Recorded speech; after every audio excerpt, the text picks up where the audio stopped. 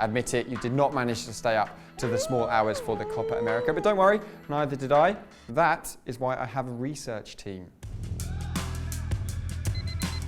Little Phil Coutinho is dragging around a massive price tag, James Rodriguez can't seem to find his feet, and Alexis Sanchez has two dogs that require full-time attention.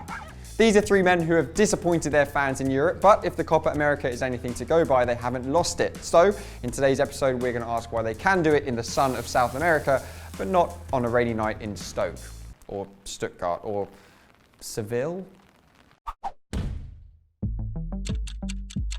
Let's start with Phil Coutinho. Now, as unpopular as he might be on Merseyside, Liverpool actually got a really good price for him because in his final 18 months there, he performed way better than he should have done according to his underlying numbers. When he moved to Barcelona, his output plummeted, and the biggest drop was in his creative stats.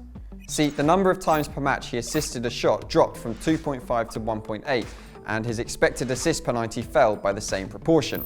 One explanation might be in a role change, because at Liverpool, when we look at his passing sonar, we can see that he was playing the ball forward and towards goal, whereas at Barcelona, it's more often sideways. For Brazil, however, Coutinho is flourishing in a more central role. A comparison of his tournament heat map with that of his most recent season at Barcelona just goes to show how much more he's being involved, and that's had a direct impact on those creative numbers. He managed 1.4 shot assists per game on average for Barcelona last season, but that number has shot up to 4.2 for Brazil this summer.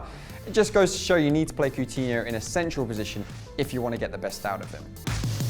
Alexis Sanchez, meanwhile, has struggled at Manchester United, and we reckon that's because he really needs to be the top dog. And by that I mean, he's too easily overshadowed.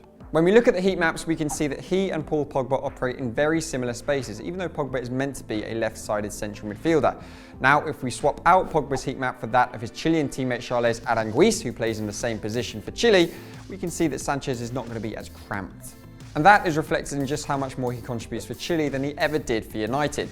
At the Copa America, he's been involved in 33% of Chile's final third passes, a number that only ever hit 21% for United last term. In the case of poor James Rodriguez, though, it seems like European football is leaving him behind. He's a traditional number 10, like Christian Eriksen or Kevin De Bruyne, but it seems the role itself is in decline. Eriksen has been forced out onto the wing or into central midfield. De Bruyne is more valued for his defensive work rate in the City machine. James, meanwhile, isn't versatile enough to offer defensive support or quality on the wing to keep out the big stars in the Bayern and Madrid sides that he's been a part of. Colombia, however, are more than happy to build a team around the man who is quite clearly their best player and put him in the positions where he's most effective most often. After playing 300 of their 360 Copa America minutes this summer, James was involved in about half of their shots, which just goes to show that the best players will often play better just for being treated like they're the best. So these are three players who thrive for their country but struggle for their clubs. A comparison of their attacking output tells us that.